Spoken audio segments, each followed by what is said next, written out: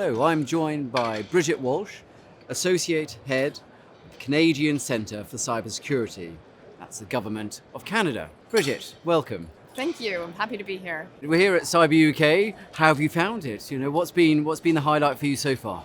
I've really enjoyed the conversations on transforming resilience. So, cybersecurity community has built up a big set of tools in understanding the threat, ways to address the threat, and excellent conversations on how we work together to continue to use those tools to counter the threat. Super. But you were on a panel earlier on about market incentives. Can you tell us a bit about that? Yes, absolutely. There's a lot of work that we've done in understanding the threats posed by cyber threat actors, the ways that systems, networks are run, and how we can counter those threats. The problem is, sometimes it can be difficult for an organization to understand why it's important to invest in cybersecurity.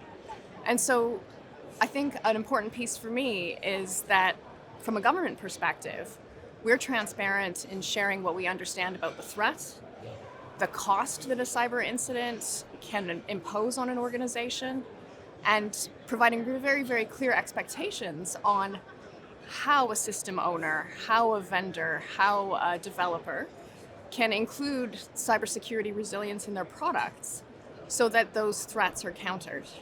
And by providing clear information, for example, on the cost of a cyber threat, an organization can make a very clear and informed decision on return on investment. Yes, I know we've been hearing that a lot during the conference, haven't we, about the importance of sharing information.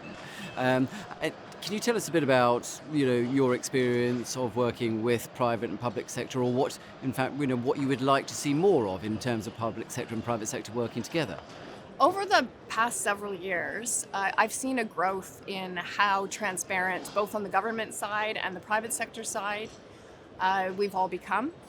So sharing rapid, clear information on threats has really helped ensure that, when one organization is impacted, if that impacted organization shares with government can then share that out with everyone, so fewer people are impacted.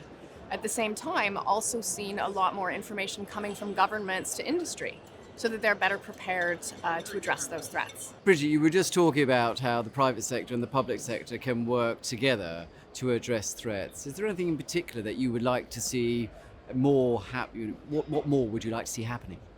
I think the biggest piece is that we continue to build trust. Right. So in order for an organization to trust that they're going to share with the government, they need to know and understand what's going to happen with that information and what the benefit is to them. So incumbent on governments to be very clear on what they do with that information and why it benefits the organization for them to share. At the same time, I think incumbent on those organizations to think about the information coming from government and the collective experience governments have in providing that and what benefit it is to those organizations. And on an international, obviously you're from Canada, we're here in Manchester in the UK. In terms of working relationships with the UK, obviously they've been established for a very long time. What's your view on the international cooperation with the UK? So we've worked with our colleagues in the UK for nearly 80 years as part of the Five Eyes Alliance. That alliance has been very critical for Canada and everyone within the Five Eyes to collectively defend against threats to our national security. Bridget, thank you very much. That's been fascinating. It's good to hear about the collaboration between private sector and public sector, and also encouraging to hear about our longevity of our enduring relationship between Canada and the UK. In terms of the conference itself, we're here at CyberUK in Manchester. For those people who haven't been lucky enough to come here, what would be your message to them? I really appreciated the excellent panel discussions, the information shared by very experienced experts in the field, and also I'll say the broad range of international perspectives. So many different countries were here at CyberUK speaking about their experience, and very important to hear about how all that fits together so we can address threats. Bridget, thank you so much. It's been a pleasure talking to you, and safe travels back home. Thank you very much.